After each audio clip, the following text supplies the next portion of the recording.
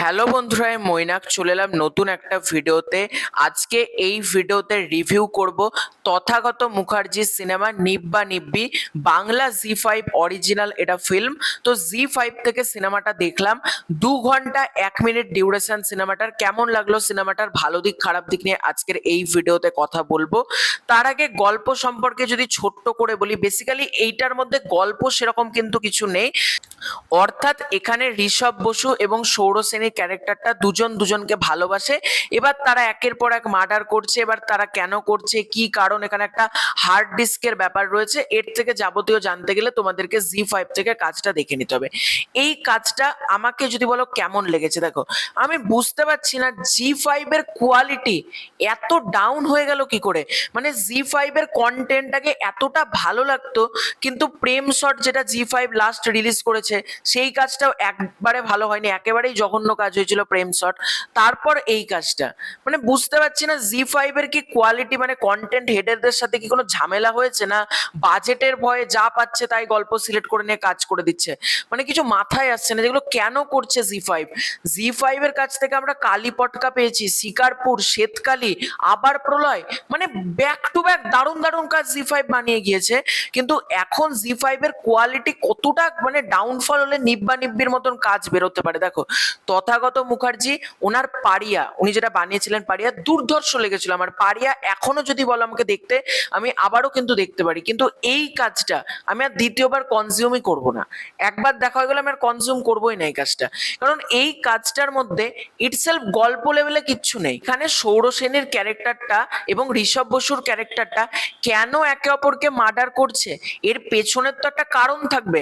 মানে হুটহাট এ ওকে কাটছে, সে তাকে কাটছে, এগুলো দিয়ে তো সিনেমা হতে পারে না, এগুলো দিয়ে সিকোয়েন্স হতে পারে।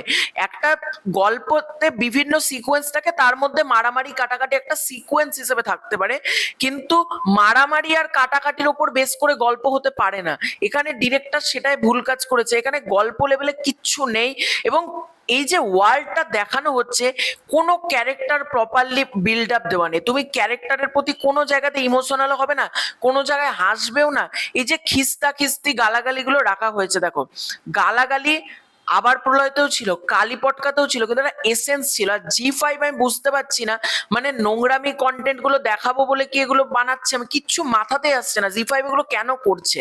হইচই কিন্তু তাও নিজেদের একটা স্ট্যান্ডার্ড ধরে রেখেছে, কিন্তু জি5 এর কাছ থেকে মানে এগুলো নেওয়া যাচ্ছে না। এরকম কাজ জি5 তৈরি করছে, আমি চাই মন প্রাণ থেকে এরকম কাজ বন্ধ করে জি5 তাদের যে স্লেটটা অ্যানাউন্স করেছে সেটা কিন্তু প্রচন্ড ভালো, তারা স্লেট অ্যানাউন্স করেছে।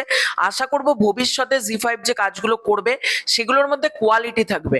এখানে আননেসেসারি গালাগালি, মানে বুঝতেই পারছি না কারণ কি। ভাই সবাই আবার প্রলয় হবে না, সব কন্টেন্ট যদি মনে করে জি5 আবার প্রলয় হবে, চারটে খিস্তি ঢোকালে হবে না। সব কন্টেন্ট কালী পটকা হবে না, সব কন্টেন্ট 22শে শ্রাবণের লেভেল অ্যাচিভ করতে পারবে না। খিস্তি থাকলেই কন্টেন্ট ভালো এটা না। খিস্তি হচ্ছে এমন একটা জিনিস যেখানে কন্টেন্ট ডিমান্ড করছে, তখনই তুমি খিস্তিটা ইউজ করো না। সেখানে ডিমান্ড করছে, আর এখানে কোনটাই কোন খিস্তি ডিমান্ড করে, প্রতিটা লাইন বাই লাইন খিস্তি। মানে কালী পটকাতেও যেরকম ছিল, দেখো কালী পটকাতে তাও একটা গল্প ছিল, দেখতে ভালো লাগছিল জিনিসটা, গল্পের যে বুননটা ছিল সেটা ভালো ছিল।